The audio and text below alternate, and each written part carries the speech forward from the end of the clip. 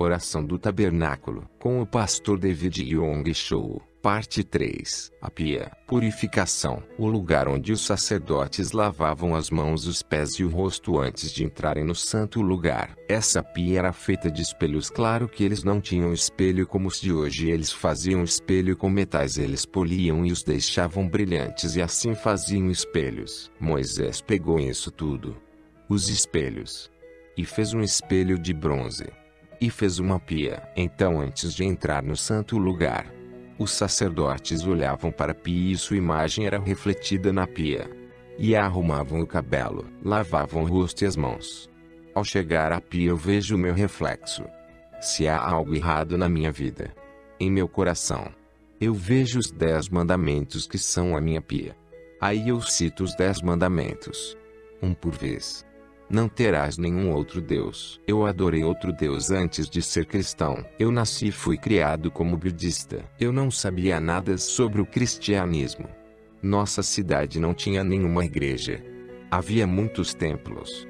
Eu fui criado como budista. Eu fui treinado para entoar rezas para Buda diariamente. O meu pai se ajoelhava, rezava, entoava cânticos para Buda. Meu pai era um budista muito devoto. Mas eu era apenas de nome. Eu seguia meu pai nas cantigas.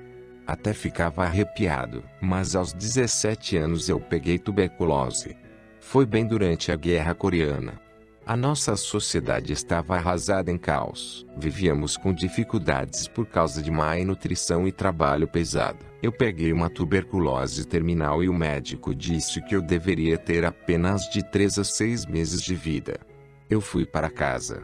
Não tínhamos dinheiro para fazer tratamento, nem condições de ficar no hospital. Então eu fiquei sozinho deitado na cama, olhando para o teto, contando as marcas e manchas do teto todos os dias. Não tinha o que fazer. Vomitava sangue. Tinha febre alta. Eu orava para Buda. Ó Buda, me ajude. Tenho sido um budista fiel por 10 anos. Venha e me toque. Eu implorava e implorava. Mas nada acontecia. Finalmente eu pensava se Buda tinha saído de férias. Nada acontecia. Ou se ele saiu do emprego.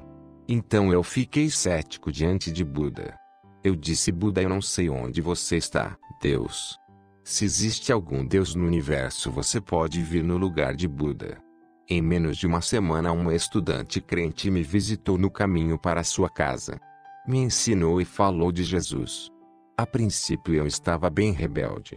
Mas ela continuou vindo todos os dias, clamando por mim. Finalmente eu fui persuadido pela preocupação e carinho dela. E comecei a ler a Bíblia. Eu encontrei Jesus. Até aquele momento eu nunca tinha entrado em uma igreja, nunca tinha ouvido um sermão. Mas por causa do testemunho dessa menina, ela deixou uma Bíblia comigo e não voltou mais. Eu li os evangelhos e pensei: essa Bíblia vai ser como uma Bíblia budista. Eu conhecia bem a Bíblia budista. Mas a Bíblia era tão diferente. Ela falava sobre uma pessoa, Jesus Cristo, o Filho de Deus. Jesus que perdoou pecados. Jesus que expulsava demônios. Jesus que curou os enfermos. Jesus que alimentou os famintos. Jesus que levantou os mortos. E toda essa obra maravilhosa que Jesus fez. A religião budista é muito lógica, profunda e filosófica. Mas quando eu li a Bíblia, ela era muito prática e pragmática. E eu precisava de um Deus prático, não Deus filosófico. Pois eu estava morrendo de tuberculose. Um dia eu me ajoelhei por conta própria, mas não sabia orar. Eu falei: Seu Jesus, se você é mesmo Filho de Deus, por que não me prova isso? Sou um jovem de 17 anos. Muito jovem para morrer. Você se beneficiaria bastante comigo se me curar. Eu tentei barganhar com Deus. Se você me tocar e me curar, eu me tornarei seu servo. Eu irei a qualquer lugar onde você quiser que eu pregue. De repente eu senti uma paz tão grande. Uma paz inexplicável. E uma alegria me invadiram. Eu me levantei e gritei. Mas não sabia ainda dizer aleluia. E não sabia nenhuma música cristã. Eu gritei. Algo aconteceu. Oh meu Deus! Algo aconteceu. Eu estava pulando no quarto. Mais tarde vim para a América. Eles estavam cantando o meu poema. Algo aconteceu e agora eu sei que ele me tocou. E agora estou salvo. Linda canção. Mas foi eu que escrevi um poema naquela época. Eu saí pulando cantando. Algo aconteceu na minha vida. Algo aconteceu. Então Deus interveio milagrosamente na minha vida. E me livrou do outro Deus Buda. Me trouxe para o Pai Celestial em Jesus Cristo. Então fui para uma escola bíblica e me formei. Em 1958. E desde então já são 45 anos de ministério. E nunca me arrependi de ter me tornado cristão. Jesus tem sido minha fonte de alegria, felicidade, vitória. Tudo. E a tuberculose nunca mais voltou. Jesus me curou por completo. Então quando oro diante da pia, eu digo: querido Deus, eu adorava outro Deus. Mas não mais. Eu tenho só um Deus. Nosso Pai Celestial e o Senhor Jesus Cristo.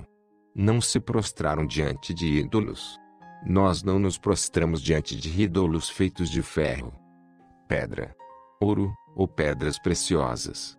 Mas muitas vezes nos prostramos diante do poder do dinheiro. E também pessoas. Marido, filhos, esposa. E assim por diante. É muito fácil cair nessa armadilha. Então digo: Senhor, estou amando a minha esposa mais do que a Ti. Estou amando meus 3 filhos mais do que a Ti. Estou amando o homem, e a fama, mais do que a Ti. Por favor, me revele tudo. Eu quero destruir esse ídolo diante de Ti. Todas as manhãs eu sondo meu coração, para saber se há algum ídolo em meu coração. E se eu encontro algo, eu confesso a Deus. Não chame o nome de Deus em vão. Claro que não clamamos o nome de Deus em vão. Mas com facilidade e inocentemente ao fazermos alguma piada, usamos o nome de Deus. Mas mesmo isso é um hábito ruim. Sempre que faço isso me ajoelho diante de Deus. E confesso todos esses pecados. A Bíblia também diz: santificai o sábado. Agora não estamos mais guardando o sábado, mas o dia da ressurreição. O dia em que o Espírito Santo veio. O domingo. Então eu digo: estou santificando o domingo. Bem, no domingo temos 7 cultos. Não dá para não santificar o domingo. Mas eu ensino a santificar o dia do Senhor na nossa igreja. Eu ensino firmemente o pessoal a devolver o dízimo e manter o domingo santo. Antes de tentar receber bênçãos do Senhor, eles devolvem o dízimo. E Deus abre as portas do céu. Realmente abençoa os dizimistas. Quando você quer que Deus intervenha na sua vida, 2 coisas você deve fazer mais do que tudo: guarde o domingo santo e devolva o dízimo ao Senhor. Então a Bíblia diz: honra teu pai e sua mãe. Meu pai tem 91 anos. E minha mãe 90 anos. Eles já estão bem velhos. Eu sempre me pergunto: você realmente ama e respeita seus pais? Tenho estado muito ocupado viajando constantemente. Para a África, Europa, parte da Ásia, América do Sul. E fico sem tempo para passar com meus pais. Isso sempre me condena. E eu ligo para eles e lhes peço perdão. Mas eu sempre dou coisas a eles para não se sentirem abandonados. Eu compro carro e providencio um chofer. Também suas necessidades diárias. Dinheiro para eles gastarem. Estou sempre tentando fazer o melhor para honrar meus pais, pois a Bíblia me ordena isso. E por estar fazendo isso, meus 3 filhos estão respeitando minha esposa e eu. Pois eles veem a minha vida e a da minha esposa, acabam nos imitando. Estou muito feliz com isso. Isso é muito importante. Eu não conheço a cultura americana, mas na cultura oriental, nós somos muito próximos dos nossos pais. E quando ficam mais velhos, os filhos devem cuidar dos pais. É uma tradição no Oriente. E se você negligenciar os pais, você é excluído da nossa sociedade. Essas tradições estão desaparecendo por causa da TV americana. Todo mundo assiste o modo familiar americano. Mesmo assim eu ensino o nosso povo melhor para honrar seus pais, pois é um mandamento do Senhor. Não matarás. Não estamos de fato matando. Não somos homicidas. mas estamos matando o próximo com o ódio. Quando olhamos o próximo e programamos nossa mente para odiar, esse ódio te machuca antes de você fazer algo contra ele. Eu digo que para minha própria felicidade, eu não tenho ódio. Se eu for odiar, esse ódio programado na minha mente se torna destruição para minha própria vida. E digo, eu não posso odiar. Eu perdoo. Eu sempre perdoo. Eu não tento matar meu próximo pelo ódio. E isso eu faço com cuidado diante da pia. Não adulterarás. Não estamos cometendo o adultério. De fato, principalmente na minha idade. O sexo oposto é a mesma coisa, homem e mulher. Mas quando eu era jovem não era assim. Eu tinha sangue quente e tentações à minha volta. Era muito perigoso. É um milagre eu ter chegado tão longe em segurança. Todos os dias teremos que confessar até mesmo as coisas que imaginamos na cabeça. E as pessoas dizem isso não é pecado. É só a imaginação. Mas o diabo lançou a semente na nossa imaginação. E essa semente gerou o fruto. Desde meu tempo de jovem todos os dias oro a Deus para arrancar todo o pensamento fantasioso com o sexo oposto. Para limpar meu coração e me tornar santo. O Espírito Santo te santifique quando você sente a presença de Deus. Você não consegue cometer adultério. O Espírito Santo habita no seu corpo. E Deus está presente em você. Como você comete adultério junto com Deus? Não dá. O temor do Senhor é muito importante para a vida cristã. Muitos não temem o Senhor. Eles amam a Deus e apreciam a graça e o amor de Deus.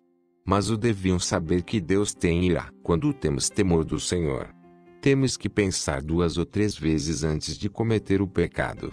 E eu oro, Deus, que eu tenha o temor do Senhor em mim, e que eu ande retamente diante de Ti. A Bíblia também diz: não roubarás. Eu digo para o pessoal: você pode não estar roubando abertamente, mas podem estar pegando algo sem a permissão do marido, ou esposa, ou dos filhos do vizinho. Muito facilmente roubamos livros que pegamos emprestados. Pegamos e colocamos na nossa prateleira e nunca devolvemos. E é muito comum muitos amigos meus pegam livros emprestados e muito poucos deles me devolveram. Quando eu os visito, lá estão os meus livros na prateleira. Isso é um tipo de roubo. Mas, mais importante, não devemos roubar de Deus. Não podemos roubar os dias, nem os dízimos. Temos que ter muito cuidado com isso. E quando roubamos, temos que confessar. Não dirás falso testemunho. Muita gente levanta um falso testemunho e falamos um dos outros muito facilmente. E isso é o pior pecado. Pois quando encontro com ministros e amigos, contamos: você ouviu a história daquela pessoa? Já ouviu o que aconteceu com aquela família? Algo assim.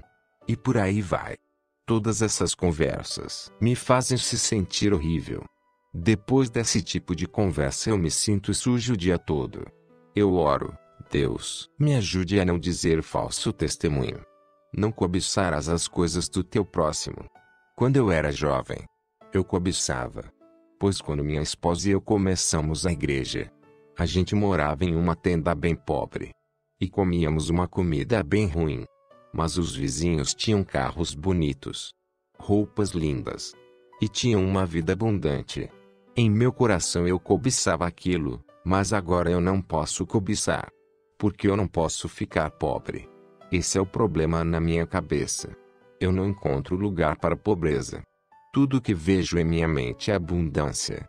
Por exemplo, irmãos e irmãs, suponhamos que eu visite cada um dos irmãos da igreja.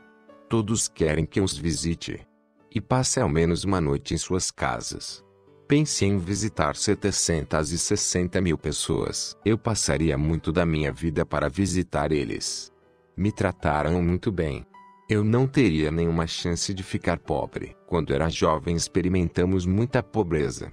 Mas agora, pela benção de Deus, não podemos mais ficar pobres.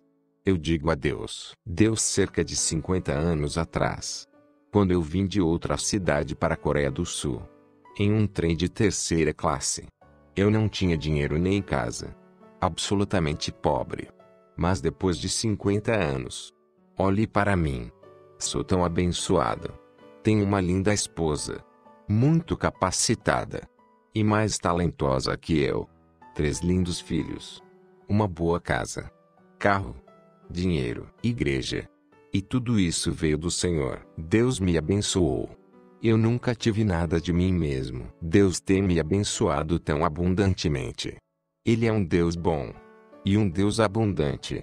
Por experiência própria, Deus tem um desejo maior de te abençoar. Então não precisamos viver cobiçando as coisas das pessoas. Porque nós podemos ter em abundância, se você dá seus dias e o dízimo para Deus. Você está abrindo espaço diante de Deus, para que Ele possa preencher. Muitas pessoas não têm espaço livre em suas mentes. Está tudo entupido, cheio de seus próprios desejos e cobiça. Mas se você liberar seu tempo, liberar seu dinheiro, abrirá um espaço diante de Deus. Abrir-se as portas do céu e derramará bênçãos sobre sua vida. Uma vida abundante.